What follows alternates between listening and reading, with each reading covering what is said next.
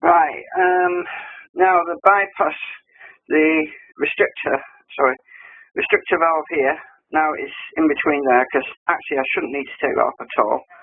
I've got a three-way junction which goes to it, and that goes to the normal cut-off valve, and that's for the blue pipe when I get round to putting that in. Now, I've made a loop for now, left myself lots of tubing, to give you some idea. Yeah, you can see, actually it looks a lot longer on here than it really is, but yeah, there's about a metre on each side. So I left it looped at the moment. Well, I'll be cutting this because this is going to go to my valve, my water valve for the auto flush. So when the auto flush engages, water doesn't go through the restrictor anymore. It goes directly from the membrane, which is down here, directly from the membrane, through the valve, and out through the valve instead of through the restrictor. And now, as soon as the valve closes, the restrictor takes the job and begins supplying drinking water, which will come out of here, and then it will go to the tanks. So I'll also change this pipe. And, you have to wait. This is the actual line in. This is where tap water comes directly to the filter. It was a white one, and it was confusing sometimes because, the standard colour is all the tubing was white. As you can see, the filter came with all this white stuff on it, and it didn't give you much of an idea where the input was. So anyway, now I put a red one on the input filter now, which makes it a lot easier to know what's going on. And obviously that's the first stage filter. That goes through a tube at the back. That goes through the second stage. And the second stage goes over through to my membrane. And then it goes through the membrane. And that's where it removes any residual impurities. And that's why you need to flush, because it has to flush out the impurities through the flush circuit, and then the rest of it comes through. The clean water comes up here through the valve, and obviously it only comes up through the valve when there's enough pressure. So that's another thing to consider as well. But basically, this valve is supposed to prevent water from going back through the tank. It's supposed to stop water going back from the tank. If the water supply, for example, was cut off, that is the mains was cut off, there's always a chance that water could flow back from the tank back into the mains water supply. Well, we don't want that, because obviously you lose your water, so that's what this thing's supposed to do. But I've got this other valve on this end, which is a secondary valve, but I might actually take this off, because with the new water supply relays and everything I'm putting in, I shouldn't need that anymore. Because this normally if it was permanently connected, permanently on to the supply, this valve would be useful. But with the relay system, it's not really going to be useful, because if the water pressure did drop, as long as the water pressure's high, the relay is going to be closed anyway. So yeah, and I'm not going to have it connected to the supply all the time. I'll probably leave it, on a battery or something, so there's always a chance the battery will run down.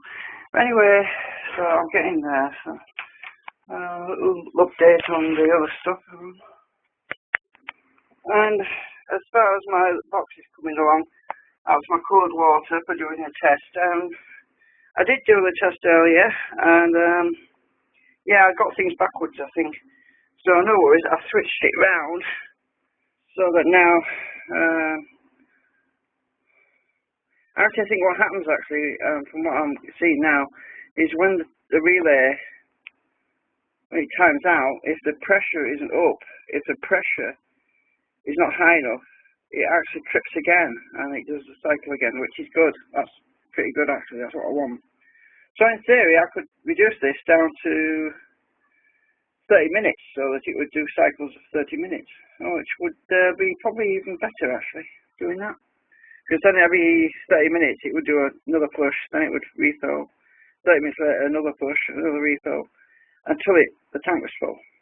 So yeah, it sounds like more economical to do it that way.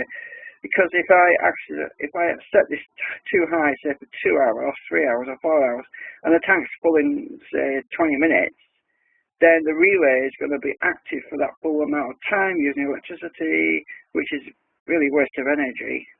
And so I mean, having short cycles, because the flush circuit only operates for a minute anyway. That's only a minute. That's nothing.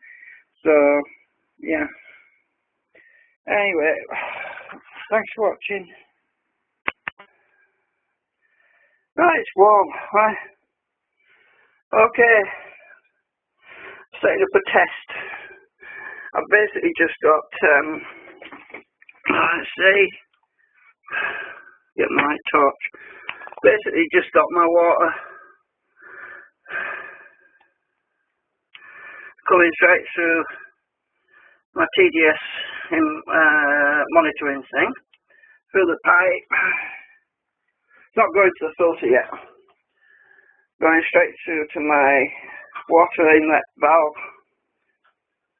and then to the output. It's all about testing for leaks and all that stuff. High pressure and everything. Right, so let's turn it bugger on and you'll see what I mean. There you go, it's water's coming, turn on straight away, because the pressure's low, you see. Obviously if I put my finger over the end, then that relay would click and you would see a light come on there. There we go, look. So as the pressure goes up, the relay clicks. You can hear it.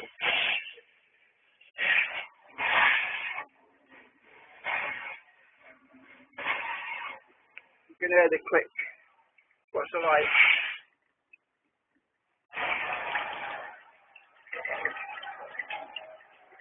The yellow one. So I've got to wait for the light to come. There we go. Light, yellow light's on. Let go, it's off. Anyway, there's a light in there. Well, that's working. So I'm just flushing it at the moment. I want to make sure that ink that I used yesterday, I'm just turn the pressure down a bit. I need to turn the pressure down a bit. Can't see bugger all.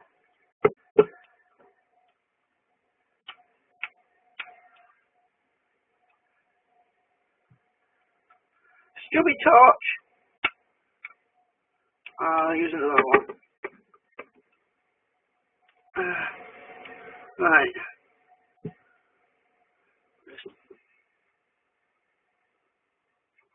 Oh, too much.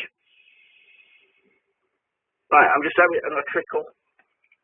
And that way, I'm not going to waste all the water. Have a look. Yeah, there's just a tiny little trickle coming through now.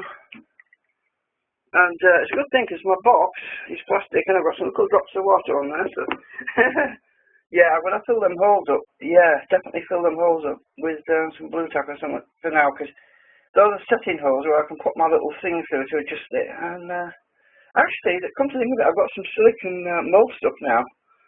So I could make some silicone bungs, you know, to push through those holes. That's a project. Basically, I'll stick some silicone down one of these pipes. I'll let it set and pull it out, wax it inside the pipe, then I'll make some little silicone bungs to plug the holes so I can get in there when I need to. Yeah. Well, this is working. That's the water inlet side. And obviously, as pressure builds up, because you couldn't hear me before, the pressure was so high, it's like in a right racket. But as soon as the tank, basically, a water filter system, as soon as this end, but the pressure at this end gets high, the yellow LED comes on, and that's when it won't trigger anymore after that point. once the tank, if the tank's full, once it times out on the 11 minutes or whatever, that's at that point when it will no longer, you get the idea. So that's working. Right, thanks for watching. Oh, I don't know, I'll probably, it's only a 4-minute video this, but yeah, I'll stop it for now because I might have to, don't know how long it'll be before I do the next clip. Well, just for now, I actually just sellotaped up the joints and put sellotape over the holes, and it's, I mean, if I need to get this apart, I just run a knife all the way around the ridge and just split it. At least I've got the hole covered. I thought, well, just in case water does get in the box, I'll put a little hole in the bottom corner, right at the bottom, lowest level, just in case. And then, because it's going to be sitting this way up, sort of on its end. I thought, well, that way, if there's water does get inside, at least it can get out, because I don't want it to short out my electrics. And I decided, oh, no, I'm not going to put the batteries in there. I was going to put batteries in there at first, and I thought, no, it's probably a bad idea, because, yeah, if there's moisture or dampness, it'll corrode. So I'm just going to run it off an AC adapter for now, 12 volt DC. And I can always put batteries in the next cupboard next to it and run it from there, because I've got a socket, as you know. So, right. I've got to start plumbing it in now. Right. Let's get some light. Okay, one more pipe to connect. I've got my black pipes, just a black rod to see. Well, my black pipe's running up through the little hole where the drain goes. I've got 2 black pipes going up there. I'll put some cloth to wedge it in between the bottom of the sink actually. So my drain pipe's behind there. Behind there on the valve. You have to look at the early videos to see it properly. I've wedged these white things. And then drop the top. Right. So that's that. And now it's the leak test. And basically I'm going to run this without my tank turned on. I'm going to leave the tank out of the circuit because it's low pressure anyway. And I want to take advantage of the low pressure to test it properly. I don't want to fill it up yet. And then I'm just going to, with the tank disconnected, I'm going to let the pipes pressurize. Then I'm going to depressurize the pipes, check to see if it triggers on, comes on and everything. One more pipe to connect. And I'm glad I didn't cut the red one because it's nice having long pipes. You can pull everything. It's going to be a lot easier to get this lot out actually because I've got the 2 T-junctions right there. With the 2 pipes to the drain. All I've got to do is pull them out and that's going to be easy. A lot easier to get the filter out now. So I just basically disconnect the 2 T's down there where the black pipes are coming out. And the blue one here, that blue one there, and the red one which is in my hand, which I haven't plugged in yet, and that goes in here. So let's just get this in here. Squeeze it in. Make sure I've got no air in there as well. Right, okay, that's connected. Well, I used this pipe actually earlier. Now I just push my filter all the way back to back, out of the way, which is where it's on that towel. Put a towel on it so it doesn't slither around. Now I'm ready. I'm ready to do a test. Right. Pause a minute. As I said earlier, for the moment I'm just doing I'm running it off the adapter because it's a lot easier to manage. So I'm just going to plug this in and we should see. I can find the socket. Oh, where's my socket now? Oh, there it is. Right, just going to plug this in. And there's a delay. The red light's flashing, which means we have to wait for the red light to stop flashing before it triggers, which is cool because that's where it's supposed to be. And then it'll trigger and it'll determine the pressure in the pipe. I'm actually going to leave the tap open at the top here. Right, I'm going to leave that open so that we can flush the system with any air.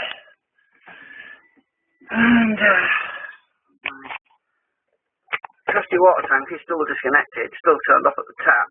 So, oh, actually the water pressure, I need to turn that on. That's that. That's that tap. Oh, there we go.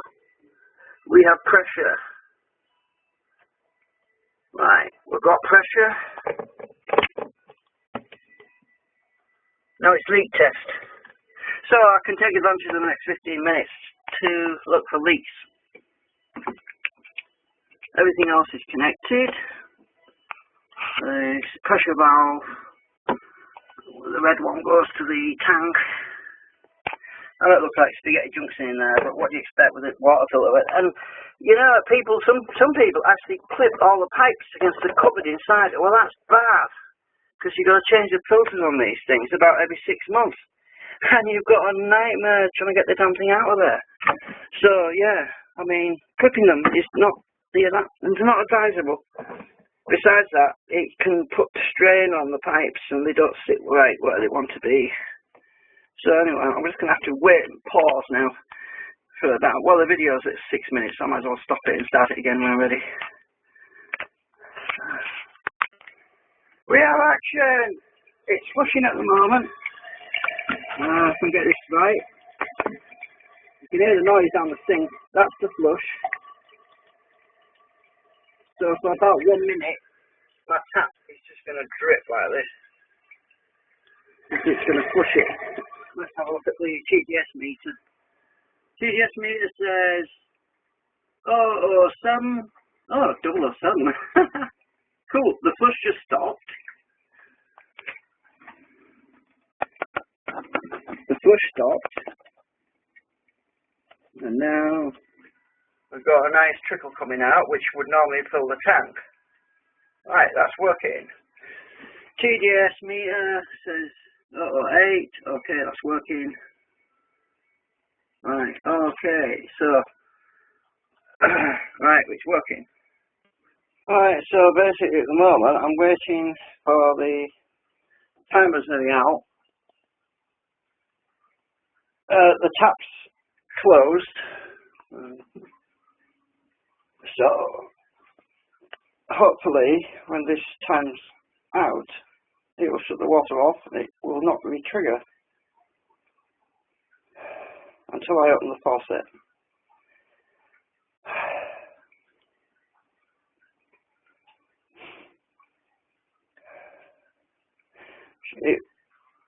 Less than a minute.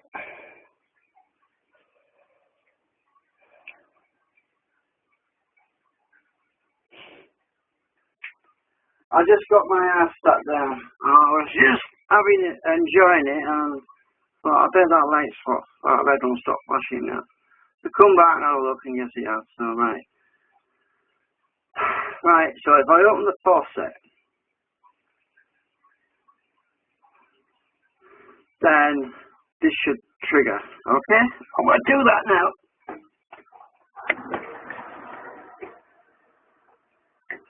Yay! It's flushing. It's working. I close the faucet again. So it's actually flushing right now. Oh, I need to leave the faucet open actually for a bit to assimilate filling the tank.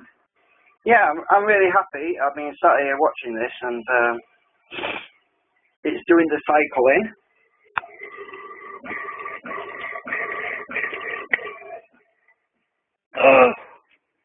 Right.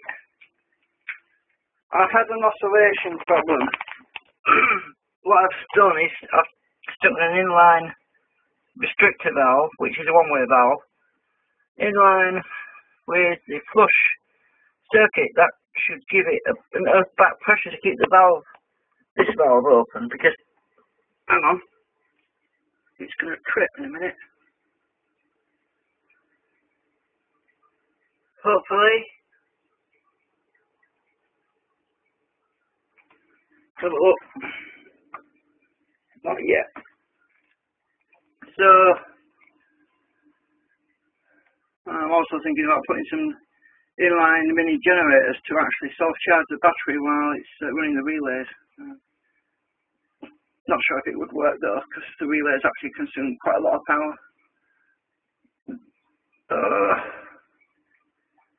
But, yeah. I mean, considering when water pressure's high, I don't get quite a lot of pressure.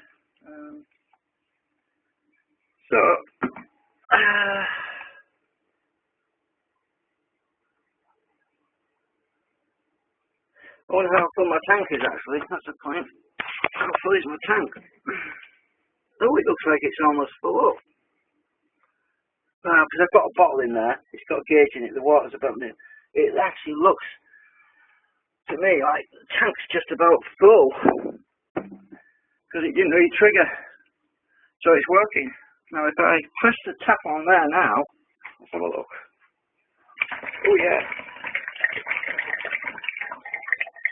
Right, so, did it trip? No, because the water pressure's still high. But it might be a delay. There might be a little delay.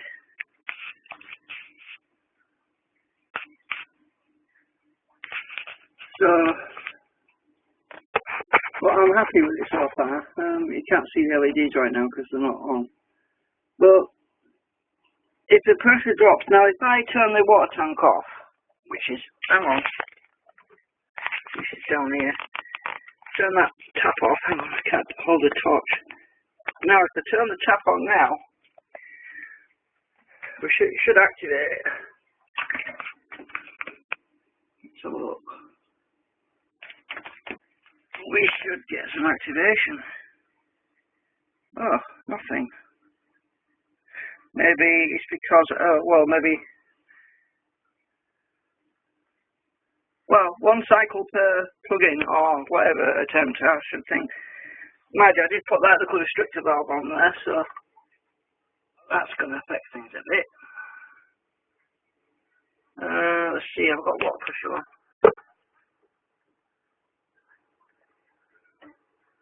Yeah. Pressure's probably too high. Pressure's too high at the moment in this part here before the filter. When that pressure drops, which it would do after a few minutes, it would probably re-trigger this and it would continue filling. So yeah, I'm not worried. I think it's working great because I'm looking at my gauge at the back there. You can't really see it. There you go. That's the water level. I use a bottle as a gauge. So I think the tank's full. Nearly full. So I can turn this tank back on again. And just see if it does actually trigger again, because as pressure reduces on this side here near the switch, the pressure switch, which is before before it goes into the filter, if that pressure starts to drop slightly, it will re-trigger again. Oh, so I'm happy with that anyway. That's good enough for me. Oh, I hate climbing underneath there. Hard work. So I'm just going to leave that switched on. And I'm going to come back whenever I hear something in here. Because I'll probably hear something click.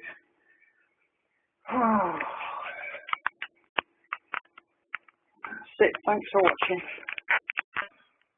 So after doing all my tests, I came to the conclusion that having the high pressure switch on the water supply side was not a good idea. It wasn't working properly. So I switched it and put it on directly across the water tank now. So it actually works properly now. Anyway, it's designed to go on the water tank anyway. So actually, when the water comes in to the tank, when that pressure gets up to the certain threshold, when the tank's nearly full, the switch then stays open. Yeah, that's right, it stays open. So it only closes and triggers the circuit again once the pressure drops to a certain point. Also, actually I turned it off for now, but I'll turn it on a minute. Well, as we can see, the disabled LED red light is flashing at the moment, which means that, and also the yellow light is actually flashing, which means that it's ready, and it means the tank's full. But if the pressure dropped to a certain threshold, the yellow light would go out, and if the red light wasn't flashing, that would trigger the circuit. But if the red light is on, and the red light goes out, nothing happens. But if the yellow light is not flashing, and the red light goes out, then it triggers the circuit anyway, and that's a cycle, 15 minutes. So normally, if the yellow light was off during refilling, the red light would basically flash for 15 minutes, and every time it went out, it would begin a fresh cycle until the tank's full. And once the tank's full, the yellow light comes on, which means I'm ready, waiting for a trigger. But if there's no trigger, when the red light goes out, nothing happens. Right? Okay. If you can understand that, then well done, because it's confusing for even me. But anyway, yeah, it's all sorted for now. Basically, once it's finished the charging cycle, I just go and turn it off anyway at the wall socket and wait until the pressure I notice is pretty low. Once I notice the tank's nearly empty, I'll just switch it on and let it do its thing, and let it do its refill cycle, and it flushes and everything. And so that's basically it, really. I don't need to leave it turned on all the time. Only when I notice the pressure's ready, when I notice the pressure's down. So yeah. Anyway, I think it's time to upload these videos now to YouTube. Yeah. Thanks for watching.